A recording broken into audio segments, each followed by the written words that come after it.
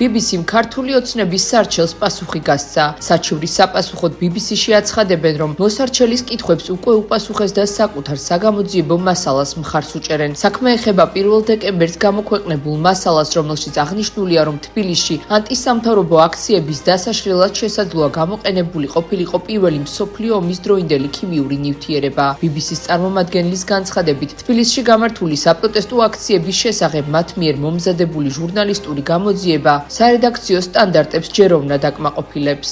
მათ წინასწარ ჰქონდა თავისი პოზიცია გამჟღავნებული, რომ ისინი არაპირებენ გადახედონ საკუთარი ჟურნალისტების საქმიანობას და ამ პასუხშიც იგივე პოზიცია არის. ჩვენ თავიდან ვთქვით, რომ რა თქმა უნდა ჩვენ მივყვებით ამ პროცედურებს, იურისტები მუშაობენ უკვე საპასუხო მიმართვაზე, რომელიც ბრიტანეთის კანონმდებლობიდან გამომდინარე კვლავ BBC-ში უნდა გავასაჩივროთ კიდევ ერთხელ ხა ეს საკითხი. BBC-სგან დიდი იმედი არ ქონდა, რომ როდესაც ასეთ ფალსიფიკაციას მხარს უჭერდა აქვეყნებ, რომ შემდეგ საკუთარ თავს დააბრალებდნენ ამას. გამოცდილება გვეუბნება, სადაც რომელიმე უცხო სახელმწიფო ორგანიზაცია შეეჭიდა საქართველოს, ყველგან დამარცხდა. ასე რომ აქაც ნახავთ თქვენ მწარე მარცხს.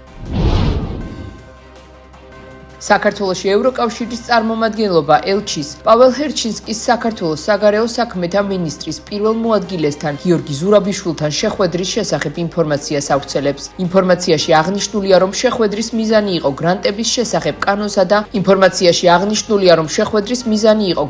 შესახებ კანონსა და მასთან დაკავშირებულ საკანონმდებლო აქტებში ახლახან წარდგენილ ცვლილებების პაკეტის შესახებ ევროკავშირის სერიოზული შეშფოთების გამოთქმა. პრესრელიზის თანახმად ევროკავშირის ელჩმა აღნიშნა, რომ დამტკიცების შემთხვევაში ცვლილებებმა შეიძლება პირდაპირ და უარყოფითად იმოქმედოს საქართველოში მოქმედი დიპლომატიური მისიების მუშაობაზე, რაც ეწინააღმდეგება დიპლომატიური ურთიერთობების შესახებ ვენის კონვენციის დებულებებსა და პრინციპებს.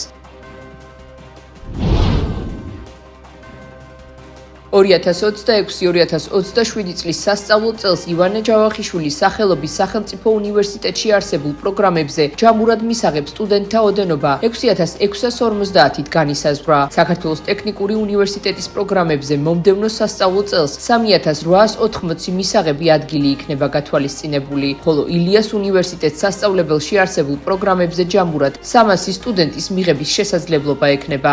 სასწავლებლებში განაწილების კვოტების შესახებ მისი დოკუმენტი პრემიერ-მინისტრმა გუშინ გამოსცა. დადგინილების მიხედვით მთელი ქვეყნის მასშტაბით ბაკალავრიატისა და ერთსაფეხურიანი საგანმანათლებლო პროგრამებზე მისაღებ სტუდენტთა ოდენობა 21300-ით განისაზღვრა. საქართველოს განათლების სამინისტროსთან საპროტესტო აქცია გაიმართა. აქციაში ილიას სახელმწიფო უნივერსიტეტის სტუდენტები და პროფესორ-მასწავლებლები მონაწილეობდნენ. შეკრებილებმა გააპროტესტეს საქართველოს მთავრობის გადაწყვეტილება, რომლის მიხედვითაც ილიას სახელმწიფო უნივერსიტეტში მიღება მხოლოდ პედაგოგიკის პროგრამებსა და აბეტ აკრედიტაციის მქონე STEM სპეციალობებზე გამოცხადდება. მოუწოდოთ თითოეულ უნივერსიტეტს, იქნება ეს სახელმწიფო თუ კერძო უნივერსიტეტი, მინდა მოუწოდოთ თითოეულ სტუდენტს, რომელსაც ანაღლებს საკუთარი ბედი ამ ქვეყანაში, რომელიც აპირებს ამ ქვეყანაში ცხოვრებას.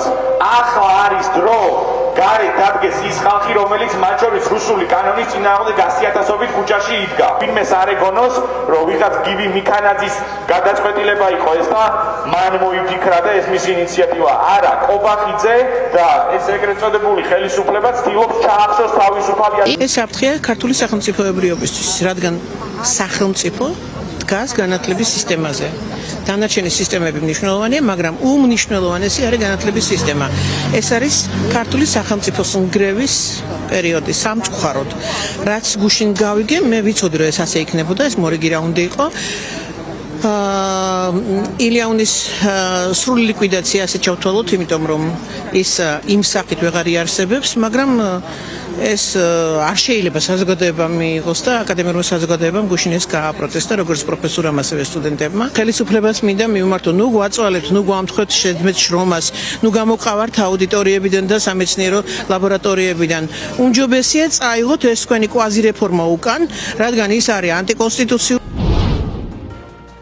ამერიკის შეერთებული შტატების ხელისუფლებამ ნათლად მიანიშნა უკრაინას, რომ ის მას უსაფრთხოების გარანტიებს არ მისცემს, სანამ კიევი და მოსკოვი ომის საბოლოო დასრულებაზე არ შეთანხმდებიან. ინფორმაციას პოლიტიკო ორ ევროპელ და ამერიკელ მაღალჩინოსანზე დაყრდნობით ავრცელებს. გამოცემის ცნობით, მანამ სანამ რუსეთი უკრაინასთან მიმართებით საკუთარ ტერიტორიულ მოთხოვნებს აყენებს და მათ დათმობას არ აპირებს, სამშვიდობო პროცესი ჩიხშია შესული. როგორც პოლიტიკო ამერიკის შეერთებული შტატების პრეზიდენტის დონალდ ტრამპის ადმინისტრაციის წარმომადგენელზე დაყრდნობით იუწყება, თეთრი სახლი აპირებს გამოიყენოს შეთანხმება უკრაინის პრეზიდენტზე ვოლოდიმირ ზელენსკის ეს ზეწოლის გასახორციელებლად.